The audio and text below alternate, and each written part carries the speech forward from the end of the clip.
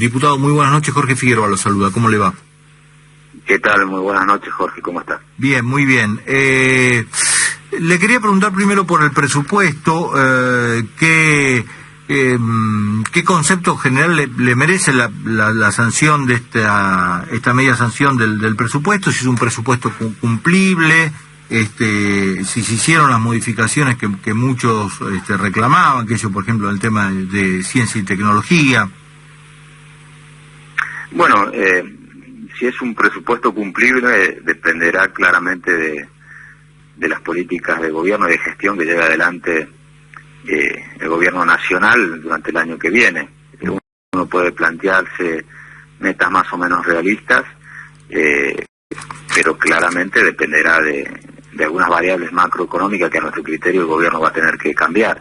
Desde el bloque justicialista nosotros tomamos una posición muy clara respecto al presupuesto, y que tiene que ver también con nuestra responsabilidad de gobernar muchas provincias argentinas.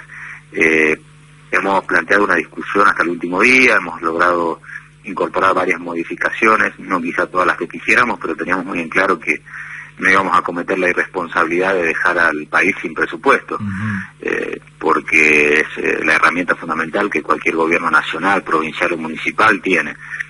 Hay cosas que hemos podido mejorar, quizá un poco de distribución de obras para las provincias, tratar de reforzar el presupuesto de algunos organismos nacionales y universidades, fundamentalmente el área de ciencia y tecnología, el INTA, la ley de protección de bosques, en cuanto a tratar de acercar a los montos necesarios para remitir a las provincias, un fuerte incremento del Fondo Federal Solidario, que es un fondo que se distribuye sobre la base de coparticipación y que se construye con la retención a la soja, pero a partir de una necesidad de mejorar el financiamiento de las provincias hemos incorporado 5.000 millones más, o sea que hay cosas importantes con las cuales se avanzaron, pero claramente quedan cosas todavía muy pendientes. Sí, usted decía que dependerá que se cumpla, que este presupuesto sea creíble, de las variables macroeconómicas del gobierno, con las cuales se mueve el gobierno, algunas de las cuales tiene que cambiar. ¿Cuáles serían esas? Y fundamentalmente apostar al crecimiento con desarrollo, ¿no? Nosotros vemos con mucha preocupación de que el gobierno había generado una expectativa de baja de inflación, que claramente si uno ve las estadísticas que se están difundiendo en estas últimas horas, ya no se empieza a dar, porque el mismo Banco Central está anunciando para el año que viene una proyección de inflación casi de 2 o 3 puntos más que lo que el mismo gobierno planteó en el presupuesto. Casi el 20%, sí. Eso está llamando la atención ya, ¿no? Si recién tenemos media sanción del presupuesto y el gobierno planteó una meta inflacionaria de 17%, y ya el Banco Central hoy habló del 20% como mínimo. Entonces eso sí creo que nos debe llamar la atención. Y por otro lado, ha crecido la inflación de acuerdo a los números de estos días, aparentemente en el mes de octubre de manera importante. Entonces el gran desafío es cómo logramos una baja de inflación pero con crecimiento, no con recesión, y para eso creo que el gobierno debe replantear los niveles de inversión desde el mismo Estado, claramente con un criterio de responsabilidad, pero creo que le está faltando una vuelta de tuerca al proyecto de desarrollo industrial del gobierno, ¿no? Los costos fijos de las empresas, de las pymes, han sido muy elevados, todavía no se puede resolver el tema del aumento tarifario de las pymes de un 500%, eso es insostenible. Entonces hay cosas que el gobierno va a tener que quizás replantear, y de ahí en más veremos si las metas de crecer 3.5 del PBI o la inflación del 17% se puede cumplir. Pero a mí más que lo que me preocupa desde el punto de vista estadístico es cómo va a repercutir la ejecución del presupuesto en los niveles de pobreza. Y ahí ayer nosotros hicimos una advertencia. Solamente el 19% de este presupuesto en materia de infraestructura está invertido en las provincias del NOA y del NEA, donde hay los niveles de pobreza más altos. Pero la verdad que debo ser sincero, esto no es una tendencia de este gobierno. Todos los gobiernos, cuando llega el momento de hacer el presupuesto, se dejan llevar por los índices poblacionales, y la verdad que la pobreza más grande en la Argentina está en donde hay menos gente, no donde hay más gente o más desarrollo, ¿no? En el NOA y en el NEA las provincias son más chicas, pero los índices de población de nutrición y de pobreza son mayores. Entonces, algún momento algún gobierno va a tener que replantear estas prioridades. Diputado, ¿cómo le va? Ariel Rodríguez lo saluda. ¿Qué tal? ¿Cómo están? Muy buenas noches. A mí, ¿sabe lo que me preocupa? El gobierno, asumió la gestión con un discurso, de claramente domar la inflación, y en pos de eso inició su gestión con una intención de recortar gastos por todos lados. Y conforme avanzaba la gestión, o conforme avanzaba este año, vimos que tuvo que ir cediendo en esa pretensión de ir ajustando, de ir recortando según fuese el área, y no está pudiendo cumplir con esa baja del déficit fiscal, no quiere emitir y alguien tiene que pagarla, y la estamos pagando con emisión de deuda. 38.000 millones de dólares es lo que está previsto el endeudamiento para el próximo año, y la verdad que asusta un poco a aquellos que, como usted, como yo y como Jorge aquí sentado enfrente mío, hemos padecido lo que ha sido la debacle del 2001. Sí, bueno, eso tiene mucho que ver con lo que hablábamos recién de cómo se genera el crecimiento, ¿no?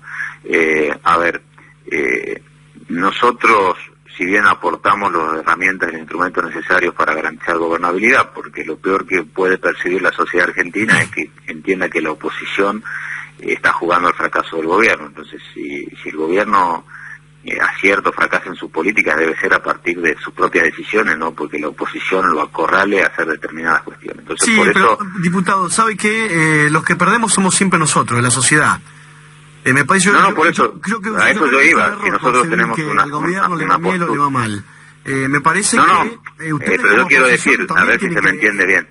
Yo no hablo en persona del presidente, yo digo, si a un gobierno le va bien o le va mal, repercute directamente en la gente. Entonces lo que sí no puede pasar es que nosotros tengamos como prioridad el interés de un sector político por los intereses de la sociedad. Por ahí me expresé mal. Yo lo que quise decir es eso, lo que vos estás planteando. Entonces nosotros tenemos que darle al gobierno las herramientas necesarias para poder gobernar. Ahora, también tenemos que tener control sobre ese tema que es fundamental, es el tema de la deuda. A ver, posiblemente la relación del PBI con la deuda pueda crecer el año que viene, si el gobierno utiliza toda la autorización de deuda, 6 puntos. Y si bien el gobierno arrancó con un nivel de endeudamiento muy bajo que le permitió tomar deuda, si la idea del gobierno es reemplazar el déficit fiscal exclusivamente con deuda, vamos a estar complicados a fin del año que viene, claramente. Y por eso nosotros ayer reclamamos que se constituya la Comisión Bicameral de Seguimiento de Deuda, que todavía el oficialismo no constituye en la Cámara de Diputados, pero yo coincido con vos, lo peor que puede pasar en Argentina es una especulación política para que cuando uno dice a un gobierno le vaya mal, digo, las consecuencias de la política, porque cuando a un gobierno le va mal siempre paga el costo de eso los sectores que están más vulnerables. Hay sectores que tienen mucho más espalda para aguantar, pero otros decididamente no. Diputado, el planteo era, el gobierno no ha logrado ajustar todo lo que quería en todos los sectores que quería. Esto podemos discutirlo, habrá gente que piense que sí, yo pienso que el gobierno ha cedido mucho más de lo que pretendía, no ha logrado bajar la inflación, y aún con esas dos variables en contra, aún se endeuda. Entonces no ha logrado solucionar aquello, pero a pesar de eso nos endeudamos. Porque creo que el gobierno no logró explicar nunca su plan económico. Me parece que esa es una pata fundamental. Nunca se sentó el ministro de Economía de la Nación a decirle a los argentinos de qué manera el gobierno nacional tiene pensado resolver los problemas que tiene la Argentina. A ver, y en esto yo no quiero ser pesimista, pero hay datos objetivos de la realidad. Si vos medís tasa de desempleo, desde el 1 de enero hasta ahora tenés 140.000 puestos de trabajo menos. Si medís, yo soy presidente de la comisión de PYME, 6.500 comercio, microempresas cerraron en la Argentina. Entonces, los niveles de pobreza han crecido claramente en estos últimos meses, más allá que el punto de partida fue un nivel elevado. Entonces, la única manera de medir el impacto de las políticas son con los resultados que te plantean los números. Hoy la Argentina no está mejor y eso es una cuestión que llama la atención. Pero ¿cuál es el problema? Que ayer lo discutimos en el presupuesto. En la medida que no cambien las prioridades para diseñar los presupuestos, no pidamos que las cosas vayan a cambiar si se sigue actuando de la misma manera. Por eso yo te digo, sí, del total de la inversión de la Argentina, no es que no hay plata. El problema es que vos destinás al soterramiento del Sarmiento 50.000 millones de pesos y destinás 40.000 millones de pesos a toda la obra de infraestructura del NOA y del NEA. O sea, el problema no es que no hay plata, el problema es las prioridades que se da en la Argentina al uso de ese dinero. Y bueno, uno de los puntos que figura en el presupuesto que más se trabajó fue el recorte a los superpoderes, a los llamados superpoderes. ¿Esto cómo quedó, diputado? ¿Se limita la posibilidad a un 7,5%? Sí, hay una disminución gradual del 7,5% del presupuesto el año que viene, y para el 2018 de 5 puntos.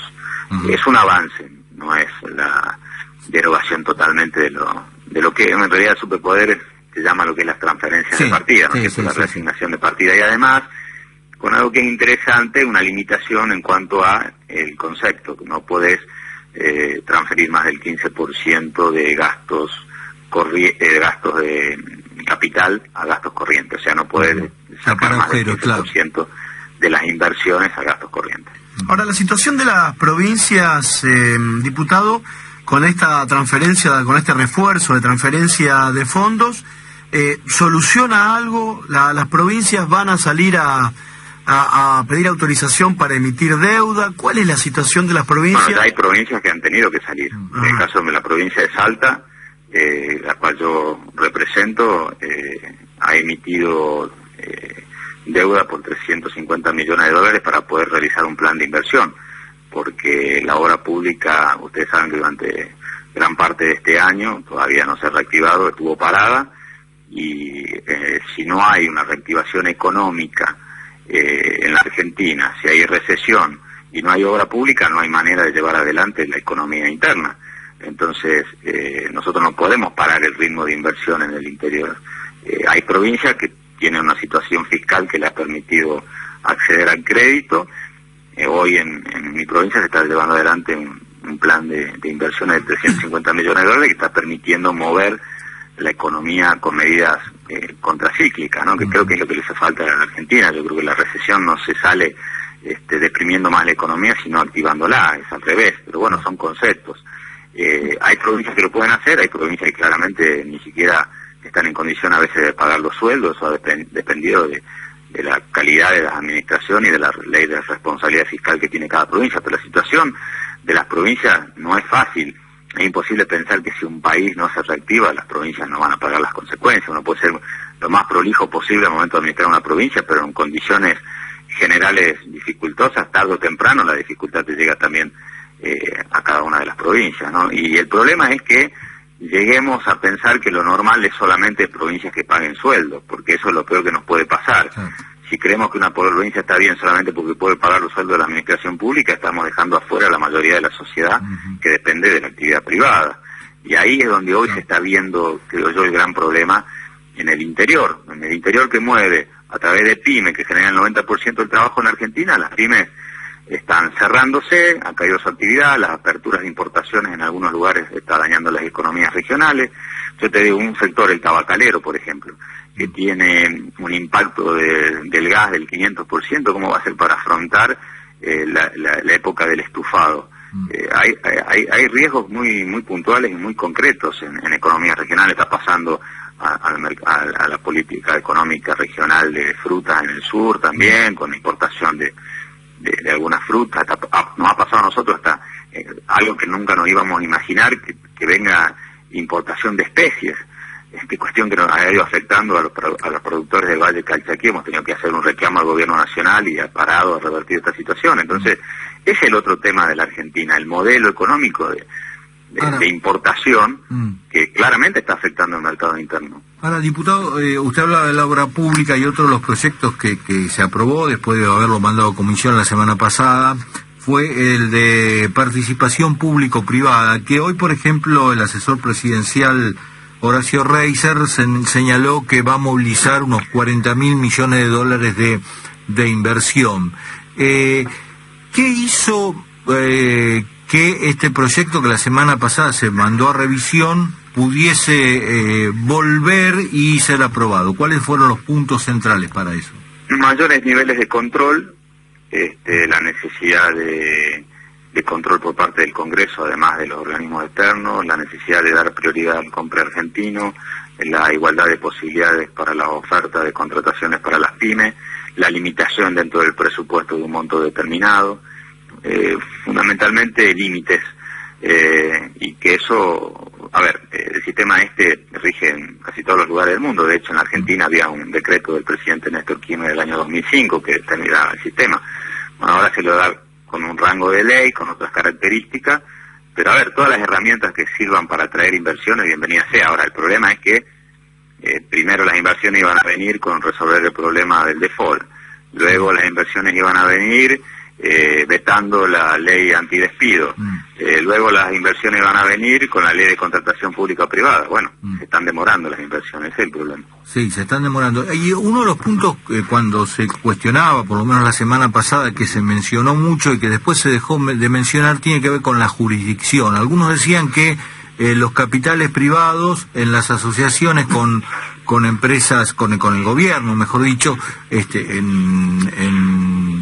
en proyectos de infraestructura, iban a determinar cuál era la jurisdicción por la cual se regía la inversión. ¿Eso en qué quedó finalmente? Por lo menos en esta medida. No, se respeta el proyecto del gobierno, pero que en definitiva los antecedentes de un montón de cuestiones vinculadas a la jurisdicción, incluso durante la misma gestión del gobierno anterior, también han reconocido jurisdicción extranjera, son los que rigen dentro del derecho internacional público, de derecho internacional privado en las contrataciones actualmente. No, tampoco en eso hay que ser sincero, no es nada distinto a lo que normalmente uno tiene cierto prurito en función de lo que sucedió en la Argentina con el default y la jurisdicción neoyorquina. No sé si uno lo traspola.